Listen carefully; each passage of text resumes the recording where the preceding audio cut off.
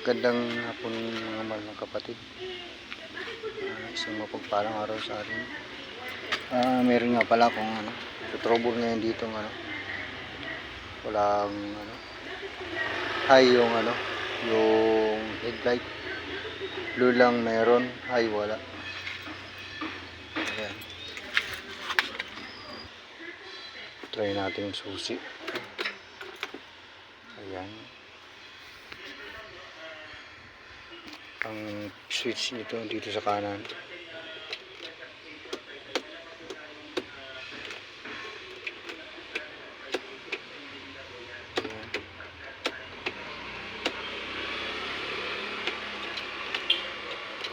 Park, headlight, low, high. Tingnan muna natin yung low. Doon tayo sa baba. Wala kasi akong helper mga mahal na kapatid, kaya ayun, ilaw siya. Ayun, ayun. Yung ito, yung blue, ito ground. Ito dapat, ito sa kaliwa, ito yung high. Tingnan natin sa kabila.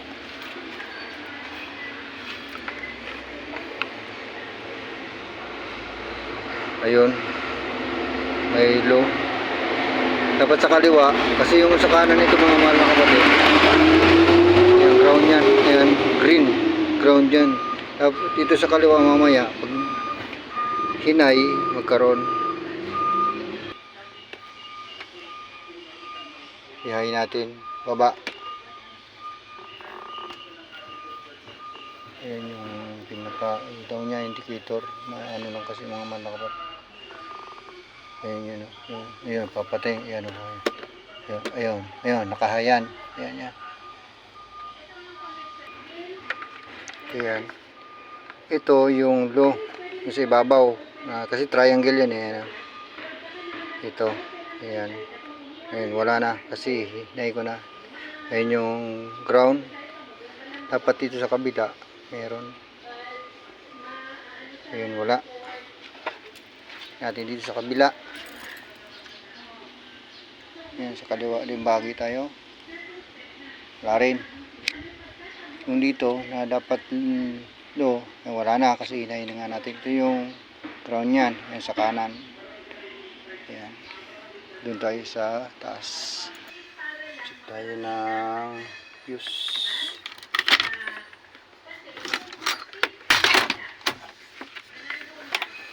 Ayan. Ayan fuse mga kapatid. Ayan yung mga relay. Ayan. Check mo muna natin. So check mo naman. Puputulin ko muna ng video kasi alam naman ng lahat ng mga marunong kung paano mag-check ng mga fuses. Ayan. Pero pwede rin na kaya lang masyadong haba ng video. Station na lang kayo, pakita na lang sa inyo kung nangyari. Ayun mga mahal na kapatid, tapos natin chinek yung mga fuse. Dito naman tayo sa relay, kasi yung relay kapag kita nyo naman doon kanina may ilaw sa indicator sa dashboard dito. Ayun, pansinin nyo, high yan, yung maano na yan, tumutunog na yan. Ayan, ibig sabihin merong yung relay may function. Alam ko itong lang high ito.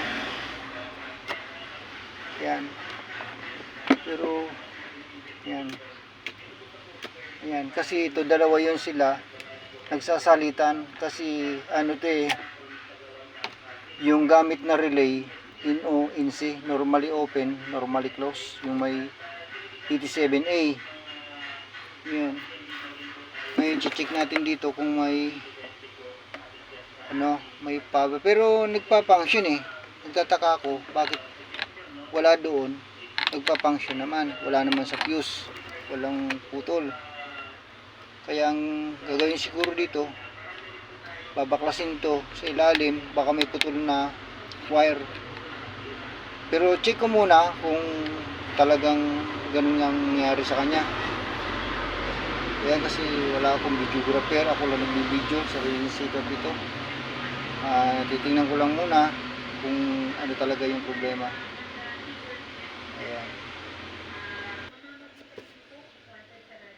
Ito mga kapatid, yung relay.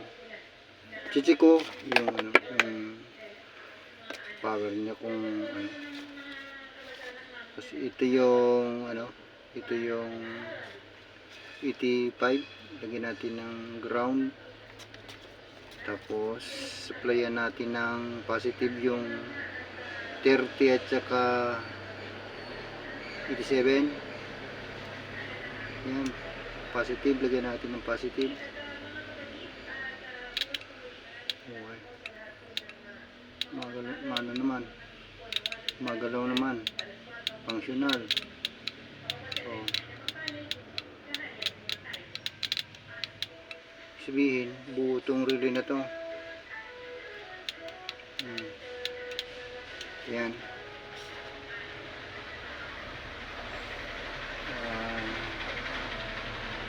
Ngayon, second step ko, check ko yung linya galing sa baba papunta rito sa taas. Ay mga kapatid, bigay ako ng isang wire sa positive. Ayan, dito tayo.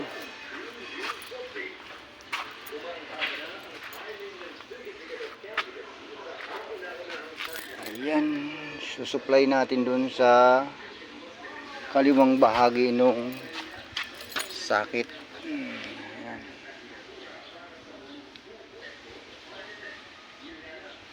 Kasi yung sa ibabaw, wala kasi akong repair. Ayan, yung sa ibabaw kasi yan yung low, ito naman yung ground, ito yung high.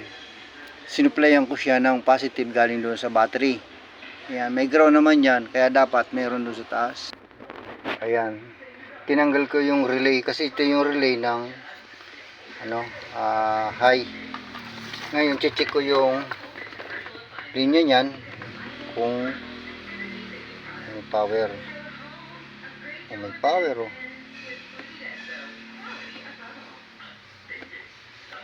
Ayan. Sabihin, yung ano, yung power pumapasok dito. Ito kasi yung 30. Ito yung 80 ano. Ayan, may power siya, oh. Galing doon kasi naka ano na yan, naka high ano na yan, oh. Naka high yan. Ayan, may power. Ito yung ano, kabila niya na dapat may power dalawa. Ito switch ang ano, kailangan may switch. Ano to? Kailangan may switch ito dun sa ano, kailangan mayroon niyang power. Ayun, may pula rin. Ayun, oh. Ayun, may power din. Sabihin, ito na yung negative. Ayun, oh, nag-green na. Nag-negative siya. Kasi yung galing dito yon, yung supply sa kabilang relay. Ayun, oh, nag-negative na siya. Ito kanina, ayan, oh. Ayan yung positive. Ayan yung negative.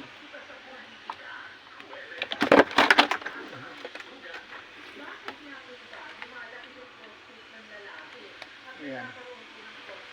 Natin sa negative. Ayan natin kung magbabago ang ano. Yun niya. O yun. Yung positive. Sabihin, kasi ito, NONC po ito mga mahal na kapatid na relay. Kaya hindi ano. Ibig sabihin, ang may problema nito, yung relay. Pero kung mapapansin niyo kanina, chinecheck ko, lumalagapak. Hindi nagbabato ng power dito. Oh. Kita nyo, sino mag-aakala na relay pala ang problema. Subukan natin lagyan ng panibagong relay. Lipat natin itong, kuha tayo ng relay dito. Pares lang naman yan. Pares natin. Ayan, lagyan natin siya ng relay.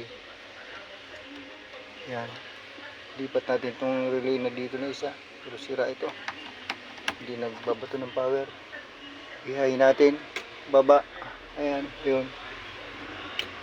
Gumalaw din. Tingnan natin dun sa baba kung meron na.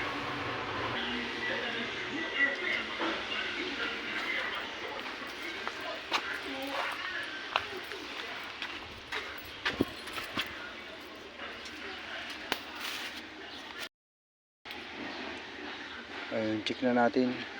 Ayun, meron na. May power na mga kapatid.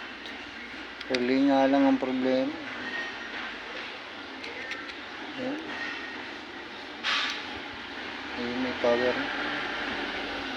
Ayun, kita nyo, pula yung pula. Yun o, kaya sa kaliwa siya. Ayun, may pula. Ano nga lang sa araw masyado mga kapatid, kaya ano, check din natin sa kabila. May ano na rin.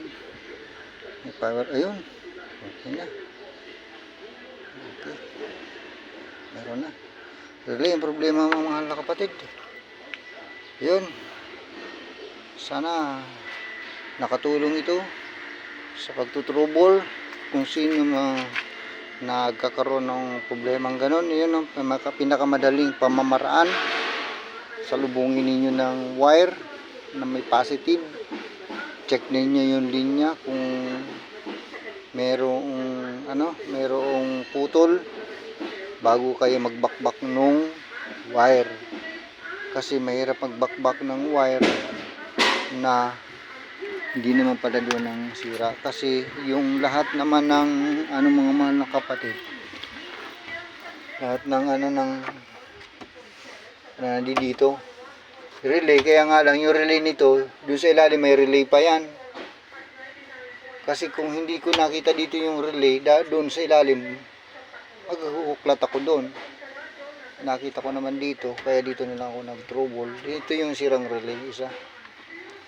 Yun, linipat ko lang muna doon. Pero pabibili natin to kasi sigurado meron ding yan. May mawawala dyan kapag hindi ko to pinapalitan.